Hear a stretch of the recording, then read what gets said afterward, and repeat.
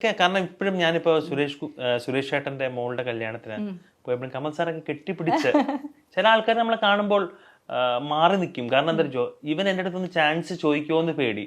അപ്പൊ ഞാൻ എന്ത് ചെയ്യും, ഞാൻ എൻ്റെ ഡ്യൂട്ടി ബൗണ്ടാണ്. കാരണം ഇത്ര സീനിയേഴ്സ് ആകുമ്പോൾ നമ്മള് ജസ്റ്റ് പോയി നമ്മളൊന്ന് വിഷ് ചെയ്യും, അത്രേ ഉള്ളൂ. മനസ്സുകൊണ്ട് നമുക്കും നമ്മൾ ഫ്രസ്ട്രേറ്റഡ് ആണ് അവരെ കാണുമ്പോൾ. കാരണം പിന്നെ ഒരു തവണ വിഷ് ചെയ്യും, പിന്നെ രണ്ടാമത്തെ തവണ മൈൻഡ് ചെയ്യില്ലെങ്കിൽ ഞാനും മൈൻഡ് ചെയ്യില്ല. അവർ മുമ്പ് ചെയ്യുന്നാലും ഞാൻ മൈൻഡ് ചെയ്യില്ല. കാരണം നമ്മൾ അത്ര മോശമൊന്നുമല്ല. കാരണം ചില ആക്ടേഴ്സ് ഉണ്ട്, നമ്മൾ അങ്ങോട്ടേക്ക് റെസ്പെക്ട് കൊടുത്താൽ മൈൻഡ് ചെയ്യില്ല. നമ്മള് ഒരു തവണയും കൂടെ നമ്മൾ അങ്ങോട്ടേക്ക് റെസ്പെക്ട് കൊടുക്കും, പിന്നെ മൈൻഡ് ചെയ്യില്ല. പിന്നെ ഞാൻ അയാളുടെ മുമ്പിൽ പോയി നിൽക്കും, ഞാൻ മൈൻഡ് ചെയ്യില്ല അയാളെ. രസം അത്. കാരണം നമ്മളെ നോക്കിയിട്ട് ചിരിക്കാൻ പറ്റിയില്ലെങ്കിൽ അത് അവന്റെ പ്രോബ്ലം, എന്റെ പ്രോബ്ലം അല്ല. മനസ്സിലായി? ഇപ്പൊ ചില ആക്ടേഴ്സിനെ ഞാൻ കരുതി, എനിക്ക് നല്ല ഫ്രണ്ട്സ് ആരും ഇല്ല. ചില ആക്ടേഴ്സ് കെട്ടിപ്പിടിച്ചിട്ട് എന്താടാ നീ എത്ര നാളായി നീ എന്നെ വിളിച്ചോ. അപ്പൊ ഞാൻ അത് കഴിഞ്ഞ് വിളിച്ചോടനെ, എടാ അടുത്ത പടത്തിന് എനിക്കൊരു വേഷം എനിക്ക് ചെയ്തു തരണം, ഒരു യങ്സ്റ്റർ ആട്ടോ. തീർച്ചയായിട്ടും, പക്ഷെ ഈ പടത്തിലൊന്നുമില്ലടാ, സത്യയുടെ ഒന്നുമില്ല. പിന്നെയും 6 മാസം കഴിയുമ്പോ അവനെ കാണും, നീ എന്താണ് എന്നെ വിളിക്കാത്ത? എടാ അടുത്ത പടത്തിലൊരു വേഷം എനിക്ക് ഇവിടെ ഉറപ്പായിട്ടും. പിന്നെ ഞാൻ മനസ്സിലാക്കി, ഞാൻ അയാളോട് ചോദിച്ചിട്ട് കാര്യമില്ല. അപ്പൊ ഞാൻ എന്ത് ചെയ്തു, ഞാൻ അയാളോട് ചോദിക്കും, എടാ നീ എന്താ എന്നെ വിളിക്കാത്ത? അത് രസമാ, നമ്മളെ കണ്ണിന് കണ്ണു കൊടുക്കുന്ന. കാരണം വേറൊന്നുമല്ല, അയാൾ എൻ്റെ അടുത്ത് നോർമൽ പ്ലെയിൻ ആയി കഴിഞ്ഞാൽ ഒരു കുഴപ്പമില്ല.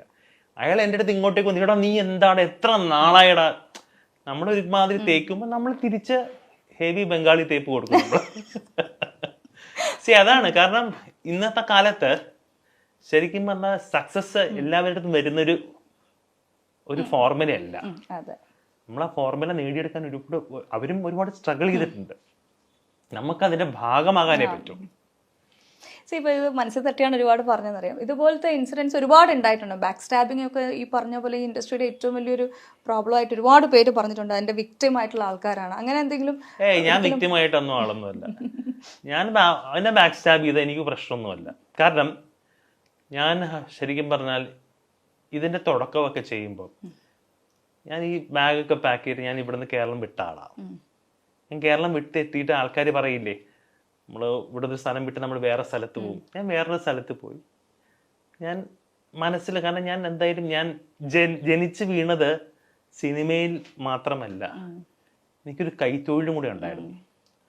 അപ്പൊ അങ്ങനെ നമ്മൾ ഫ്രസ്ട്രേറ്റഡ് ആയിരിക്കുന്ന സമയത്തെ നമ്മൾ മൊത്തത്തിൽ ഈ ആൾക്കാർ നമ്മളെ ചോദിക്കും, ഏതാണ് അടുത്ത പടം ചോദിക്കും. ഇപ്പൊ ദുബായിൽ നിന്ന് ആൾക്കാർ വരുമ്പോ എപ്പോഴാ തിരിച്ചു പോകുന്നത്, അതായത് ആൾക്കാർ ലീവിന് ഒരു ജോലി ആയിട്ട് എപ്പോഴാണ് നീ ജോലിക്ക് പോകുന്നില്ലേ ചോദിക്കുന്നത്. അപ്പൊ നമുക്കിതൊരു ഭയങ്കര പ്രോബ്ലം ആയിട്ട് വരികയാണ് ചോദിക്കുമ്പോൾ. അപ്പൊ ഞാൻ ഇത് ആദ്യമേ പ്ലാൻ ചെയ്തിരുന്നു. ഞാൻ പതുക്കെ ഓരോ കാര്യങ്ങൾ പഠിക്കാൻ തുടങ്ങി. അപ്പൊ കുറച്ച് നാളെ ഞാൻ മാറിയിരുന്നു, ഒരു 2-3 വർഷം കംപ്ലീറ്റ് ബ്രേക്ക് എന്ന് പറയാൻ പറ്റത്തില്ല. ആ സമയത്ത് വർക്കൗട്ട് ആവുന്നില്ല. നാട് വിട്ടു എന്ന് പറയാൻ പറ്റില്ല, എല്ലാവരുടെയും സമ്മതത്തോടെ ഞാൻ ഇവിടെ നേരെ ഡൽഹിയിലോട്ട് പോയി. ഡൽഹിയിൽ ഞാൻ ശരിക്കും പറഞ്ഞാൽ എനിക്കന്ന് ഹിന്ദിയൊന്നും അറിയില്ല. അവിടെ ഒരു സ്ഥലത്ത് ജോലിക്ക് കയറി. ഞാനൊരു സാധാരണക്കാരനായിട്ട് ഞാൻ കയറിയത്, ഞാനൊരു കുക്കായിട്ടാണ് കയറിയത്, ഹെൽപ്പറായിട്ട്. അവിടുന്ന് കാര്യങ്ങളൊക്കെ, അവിടുത്തെ ഫുഡ് പഠിക്കുകയല്ല, ഇവിടെ തൊലിക്കട്ടി എന്ന് പറഞ്ഞ സാധനം പഠിച്ചു, ജീവിക്കാൻ പഠിച്ചു. എനിക്ക് അന്ന് ഇല്ലാത്തതുകൊണ്ട്, ഇപ്പൊ ആൾക്കാർ പറയുന്നത് ഇവന് ഇല്ലാത്തതുകൊണ്ടൊന്നും അല്ല പോയത്. കാരണം നമുക്ക്, ഞാൻ ഡിഗ്രി കഴിഞ്ഞിട്ടാണ് തോന്നുന്നത്, നമുക്ക് ചില ജീവിതങ്ങളിൽ കുറച്ച് ഫ്രസ്ട്രേഷൻ വരുമ്പോൾ ഒന്നെങ്കിൽ നമ്മുടെ റൂട്ട് തെറ്റി ഡ്രഗ്സോ മദ്യപാനം, ഞാൻ വേറൊരു ആംഗിളിൽ അതിനെ ഫൈറ്റ് ചെയ്തു. ഞാൻ വേറൊരു ആംഗിളിന് അതിനെ ചെയ്തു. തിരിച്ചു വന്നപ്പോ കുറച്ച് കരുത്തുള്ളൊരു മനുഷ്യനായി. മറ്റേതാകുമ്പോ ഭയങ്കര ഇളവായിരുന്നു ശരിക്കും പറഞ്ഞു. സോ ടെൻഡർ, ഞാൻ ഭയങ്കര വിഷമിക്കും. ഇപ്പം ബോധടല്ല. അപ്പൊ അവർക്ക് വേണ്ടെങ്കിൽ വേണ്ട. പക്ഷെ ഇപ്പോഴും ഞാൻ ചാൻസ് ചോദിക്കും, ഇപ്പോഴും ആൾക്കാരുടെ അടുത്തും ചോദിക്കും. ഇപ്പൊ എനിക്ക് ഏറ്റവും ഇഷ്ടം ഒരു നല്ലൊരു നടനുണ്ട്, നല്ലൊരു മനുഷ്യനാണ്, സൈജു കുറുപ്പ്. ഇത്രയും ജെന്യുവൻ ആയിട്ടുള്ള ആള്. കാരണം ഞാൻ അവനെ പോലും വിളിച്ച് ചോദിക്കും. പക്ഷെ അവൻ പറയൂ കേട്ടോ, എടാ ഇതിലുണ്ടാവും, അടുത്തിട്ട് നോക്കാം. നമുക്ക് അങ്ങനത്തെ 1-2 പേര് കുറച്ച് ജെന്യൂൻസ് ആൾക്കാർ വേറെ അവൻ തന്നില്ലെങ്കിലും കുഴപ്പമില്ല. പക്ഷെ അവരൊക്കെ ആയിട്ടുള്ള ഒരു അദ്ദേഹം ശരിക്കും കഷ്ടപ്പെട്ട് വന്നൊരാളാണ്. അദ്ദേഹം ഈ ലെവലിൽ നിൽക്കുന്ന അദ്ദേഹത്തിന്റെ കഷ്ടപ്പാടെന്ന് വെച്ചാൽ അദ്ദേഹവും നന്നായി പഠിച്ചിട്ട് ആളാണ്. പക്ഷെ അദ്ദേഹം സിനിമയ്ക്ക് വേണ്ടി ഫൈറ്റ് ചെയ്ത് is A better actor than me.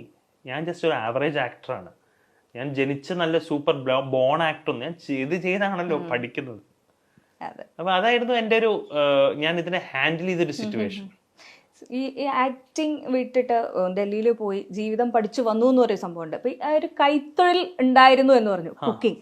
അത് ആയത്തമാക്കിയതാണ് ഈ കുക്കിംഗ്. അത് ഇതിന്റെ ഒരു താളം നമുക്ക് കുറച്ച് കഴിഞ്ഞപ്പോൾ മനസ്സിലായി. കാരണം ഇത് അധികം നാള് നമ്മൾ വിചാരിച്ച ലെവലിൽ എത്താൻ പറ്റില്ല എന്ന് മനസ്സിലായി. അപ്പോൾ എൻ്റെ ഫാദറിന് ഇവിടെ ഒരു റെസ്റ്റോറൻറ്റ് ഉണ്ട് എറണാകുളത്ത്. അന്നത്തെ കാലത്ത് നന്നായിട്ട് പോകുന്നൊരു റെസ്റ്റോറൻ്റാണ്.